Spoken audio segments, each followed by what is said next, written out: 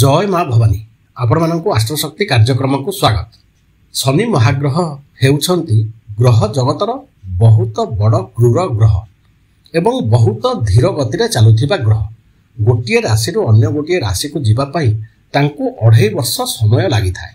समस्त ग्रह जगत रे जेते ग्रह अछंती केही एते धीर गति चलन करि नथांती। एही शनि महाग्रह मार्च मास 29 तारीख दिन कुंभ राशि को छाड़ी मीन राशि रे प्रवेश करिवे एवं सही स्थान रे दीर्घ 2.5 वर्ष काल अवस्थान करि रहिबे। एही 2.5 वर्ष अवस्थान समय रे सिंह राशि रो व्यक्ति विशेष माने कोन फल भोग करिवे आज से सब विषय रे आलोचना करिबा। वीडियोटी भल लागले लाइक कमेंट शेयर करंतु, चैनल को सब्सक्राइब करंतु जहा फल रे मोर प्रत्येकटी वीडियो आपण मानक पाखरे पहुंची जिवो। शनि महाग्रह मार्च 29 तारीख दिन कुंभ राशि को छाड़ी मीन राशि रे प्रवेश करिवे एवं सही स्थान रे दीर्घ 2.5 वर्ष काल अवस्थान करि रहिबे, जहा हेउछि सिंह राशि पई अष्टम भाव। शनि महाग्रह जेतेबेले अष्टम भाव रे गोचर करिथांती सही समय रे राशि को अढ़ैया भोग होई थाए। एही अढ़ैया एक शुभ समय नुहे राशि पई। सेथि पई सिंह राशि रो व्यक्ति विशेष माने एही 2.5 वर्ष काल किछि ना किछि दुख कष्ट जंत्रणा रे अधिकांश समय घारी हेबे। अधिकांश समय सेमानंकु प्रतिकूल परिस्थितिर सामना करिबाकू पड़िबो। सिंह राशि रो व्यक्ति विशेष माने कोन सब असुविधा भोग करिवे से सब विषय रे आलोचना करिबा सहित कोन प्रतिकार उपाय कले सिंह राशि रो व्यक्ति विशेष माने शनि महाग्रहंकर एही अढ़ैयारू निजको रक्षा करि परिबे से सब विषय रे मध्य आज आलोचनार विषय वस्तु रहिबो। वीडियो को शेष जाए देखंतु, बहुत किछि उपादेय तथ्य आ मध्यरे अछि जानि परिबे एवं ठीक रे प्रतिकार करिबा द्वारा बहुत अशुभ फल को दूर करि परिबे। ए दुनिया रे एमिति लोक नाहंती जेउ माने तांको एही जीवन रे किंबा पूर्व जन्म मानक रे पाप कर्म करि नाहंती।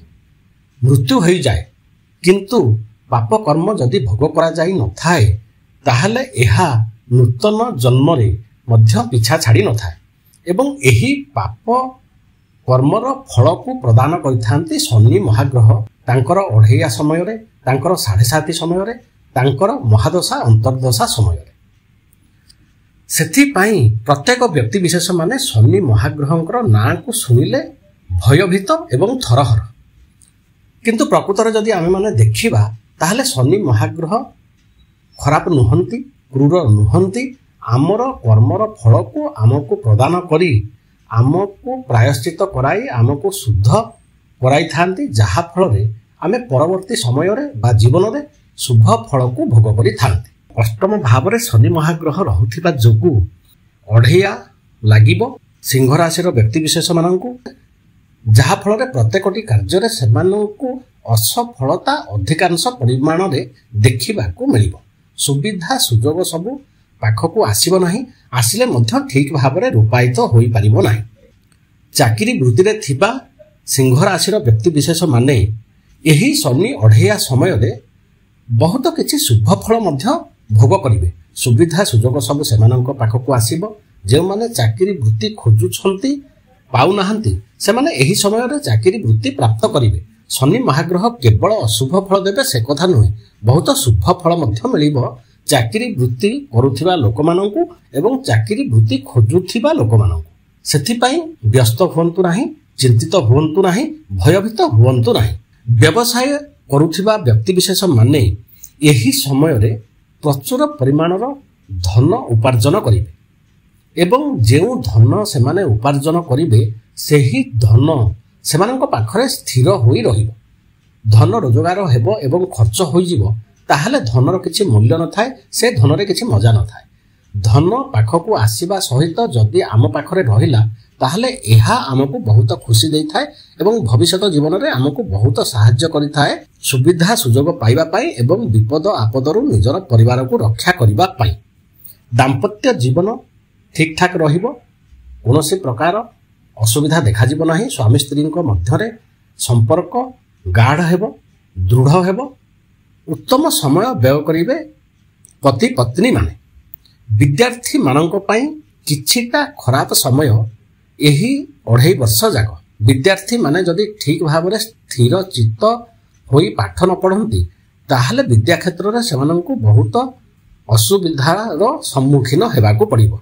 युवपीढ़ी मानंक पई एही समयटी मध्य सेतेटा भल समय नुहे। जदि सेमाने निजको संयत करी न रखती, जदि निशा द्रव्य पछरे पड़ी जाती ताहले जीवन सेमानंकर तलितलांत होई जिवो। तेणु एही समय रे प्रत्येक अभिभावक मानंकर बहुत गुरु दायित्व रही। सेमाने तांकर पुत्र कन्या मानंक ऊपर तीक्ष्ण दृष्टि रखंतु एवं सेमानंकु ठीक भाव में ठीक कार्य को करिबा पई सर्वदा चेष्टित करांतु, जहा फल रे भूल रास्ता रे सेमाने जिबे नाही, अजथारे निजर क्यारियर को नष्ट करिवे नाही। जदि आमे माने मोटामोटी भाव में देखुचे ताहले सिंह राशि व्यक्ति विशेष मानंकु अढ़ेया जोगु किछि ना किछि दुख कष्ट भोग करने को पड़ुथिले मध्य चाकरी वृत्ति व्यवसायी एमानंक पई सेतेटा कोनोसी बड़ धरणर समस्या नाही। सेमानंक पाखको सुविधा सुजोग आसीबो एवं सेमाने एथिरे सफलता प्राप्त करिवे। व्यक्ति विशेष माने चाकरी करिथांती किंबा व्यवसाय करिथांती। जदि चाकरी वृत्ति ठीक रहिला, जदि आम व्यवसाय ठीक रहिला ताहले धनर अभाव रहिबो नाही। धन जदि आम पाखको ठीक भाव में आसिला ताहले आमे एवं आमर परिवार ठीक भाव में आगको आगे जाई पारिबो। धनर गुरुत्व प्रतिटी व्यक्ति मानंक पई बहुत, धनर अभाव सेमानंकु देखा जिवो नाही, जहा एक बहुत संतोषजनक विषय। सिंह राशि व्यक्ति विशेष माने शनि महाग्रहंकर जहा भी किछि अशुभ फल मिलिबाकू जाउछि ताकू दूर करी शुभ फल को अधिक मात्रा रे पाइबा पई दुईटी काम निहाती करंतु। गोटिए काम हला शनि महाग्रहंकर स्तुति को प्रत्येक दिन एही 2.5 वर्ष जाए पाठ करंतु। से स्तुति हला नीलांजनम समाभासम रविपुत्रम जमाग्रजम छाया मार्तंड संभूतम तम नमामि शनैश्चरम। एवं एहा सहित माँ दक्षिणकालींकर मंदिर को संध्या समय रे जानतु। मांकर पूजा अर्चना करि सारिला परे मंदिर मध्य 20 ରୁ 30 मिनिट समय बसंतु। सांगे सांगे जाई मंदिर रु पळाई आसिले कोनोसी प्रकार शुभ फल सुफल पाई परिबे नाही। एही दुईटी छोट प्रतिकार उपाय करंतु। विस्तृत उपाय बहुत गुड़िए उपाय विषय रे मु 12टी राशि उपरे आलोचना करि सारला परे आलोचना करिबी अन्य एक स्वतंत्र वीडियो रे। जदि आपण मानक पाखरे समय थिबो इच्छा थिबो ताहाले ताकू देखि आपण माने अधिकरु अधिक उपाय करि पारिबे शनि महाग्रहंकर, जहा फल रे शनि महाग्रहंकर कष्टकर फलरु निजकू एवं निजर परिवार को रक्षा करि पारिबे। वीडियोटी भल लागिले लाइक कमेंट शेयर करंतु, चैनल को सब्सक्राइब करंतु, जहा फल रे मोर प्रत्येकटी वीडियो आपण मानक पाखरे पहुंची जिवो। नमस्कार।